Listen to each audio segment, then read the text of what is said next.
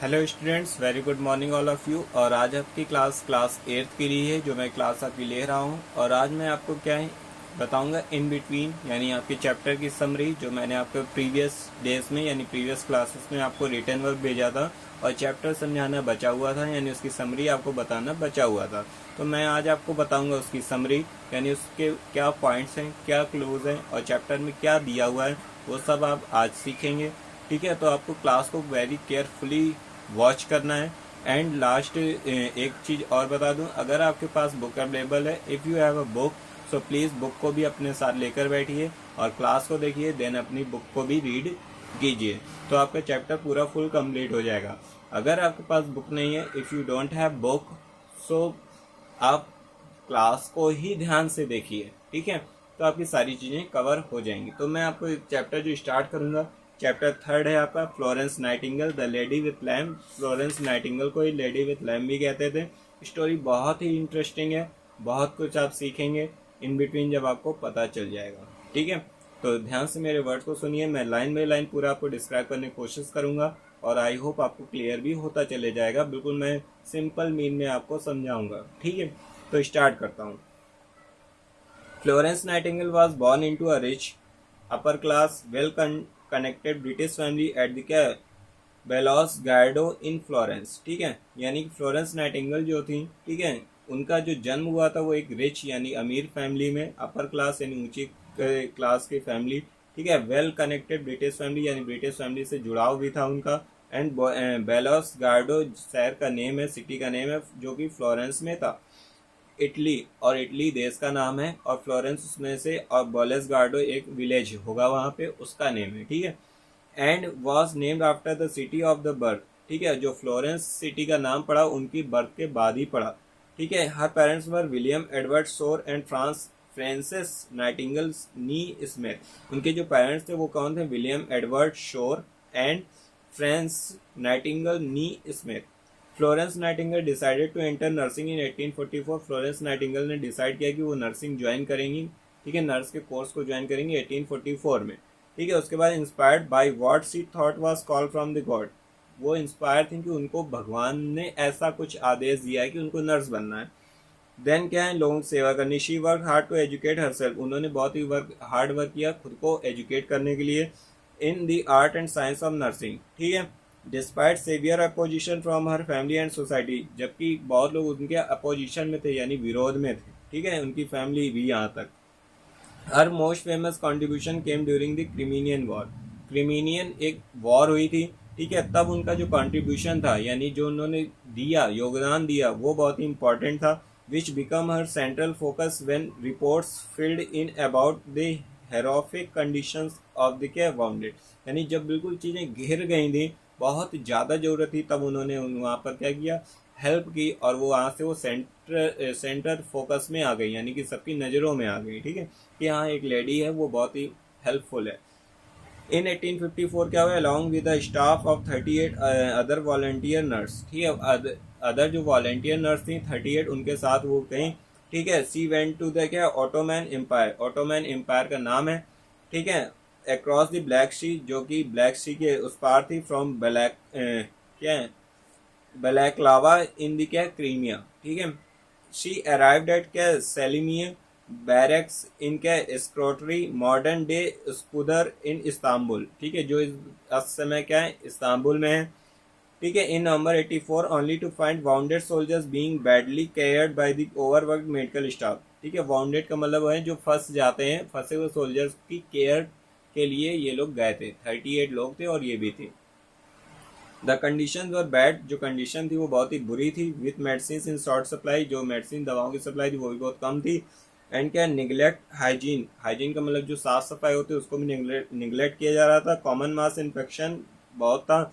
And no equipment, कोई equipment यानी उपकरण भी नहीं थे। Process food for the patients. The arrival and hard work of Florence Nightingale and her team set things right.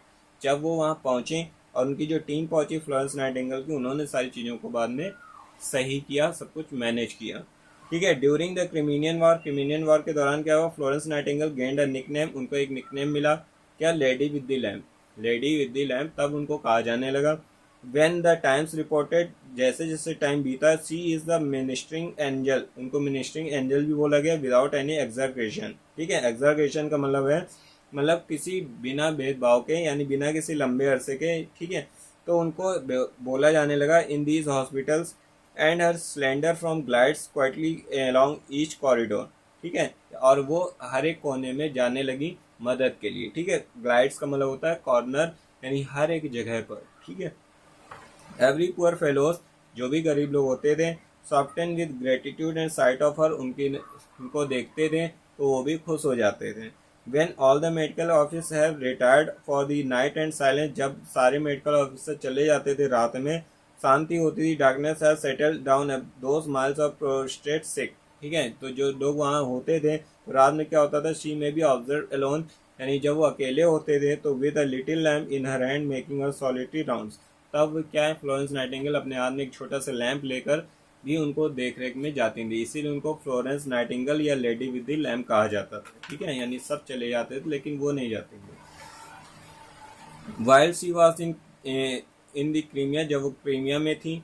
ठीक है, अ पब्लिक मीटिंग इन नवंबर 1855, यानी एक पब्लिक मीटिंग हुई 1855 में टू ऑनर फ्लोरेंस, यानी फ्लोरेंस नाइटिंगेल को सम्मान देने के लिए, फॉर हर वर्क, उनके वर्क के लिए, इन वॉर। ठीक है, युद्ध में।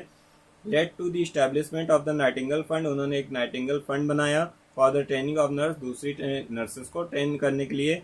By 1859 Nightingale had euro 45,000 euro, वो जो साइन है ना वो यूरो का है, तो यूरो एक जो है वहाँ की जो इटली की है वो क्या है, करेंसी है। तो 45,000 यूरो जो था वो कलेक्ट हुआ नाइटिंगेल फंड में, and Nightingale training school start हुआ Saint Thomas Hospital in London in 1860। ठीक है, सी ऑल्सो कैंपेन है raised fund for the Royal Buckinghamshire Hospital Aylesbury near the family home. ठीक है, उसमें भी इन्होंने फंड दिया। नाइटिंगेल ने एक रोट नोट्स, ठीक है, ऑन नर्सिंग, नाइटिंगेल ने कुछ लिखा, वो भी किस पे, नोट्स ऑन नर्सिंग पे, विच वॉज पब्लिश, जो पब्लिश हुआ 1859 में, अस्लिम 130 पेजेस बुक, तो 136 पेज थे उस बुक में, and served as a cornerstone of the curriculum at the Nightingale school, और नाइटिंगेल स्कूल में उसको एक करिकुलम में भी शामिल कर दिया गया, उस सिलेबस में भी शामिल कर दिया गया उनकी बुक को, यानी अब सब कोई उनकी बुक्स को पढ़ता था।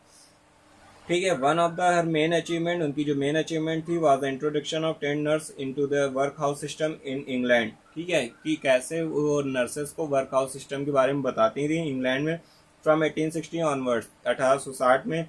इन 1870 नाइटिंगेल मेंटोर्ड लिंडा रिचर्ड। ठीक है, यानी नाइटिंगेल ने जो 1870 में क्या किया, लिंडा रिचर्ड्स नाम की जो लेडी थी उसको उनको उन्होंने मेंटर किया, मेंटोर किया, मेंटोर का मतलब उनको चीज़ें सिखाई। ठीक है, अमेरिका फर्स्ट, वो अमेरिका की फर्स्ट क्या थी, ट्रेन नर्स थी, कौन, लिंडा रिचर्ड्स। ठीक है, by 1892 Nightingale nurses were making their presence felt. ठीक है, उसके बाद क्या हुआ, नाइटिंगेल ने nurses were making their presence felt, यानी उन्होंने पाया कि अब नाइटिंगेल की जो प्रेजेंस उनके बीच नहीं है। सम ऑफ देम बिकम मैट्रॉन्स। ठीक है, कुछ मैट्रॉन्स बन गए, यानी कुछ सीनियर नर्स बन गई, and several leading hospital in London, और लंदन के कुछ हॉस्पिटल्स में लीड करने लगी। Then throughout Britain and Australia, और बाकी ब्रिटेन और ऑस्ट्रेलिया में। 1883 में क्या हुआ, 1883 में Nightingale was awarded by Royal Red Cross, तो उनको अवार्ड किया गया है रॉयल रेड क्रॉस से, बाय क्वीन विक्टोरिया ने उनको दिया। और 1907 में क्या हुआ, she became a first women to be awarded Order of Merit, और पहली वुमेन थी जिनको ऑर्डर ऑफ मेरिट भी मिला। ठीक है, उसके बाद 1908 में क्या हुआ, she was given a honorary freedom of the क्या सिटी ऑफ लंदन, ये भी मिला उन्हें।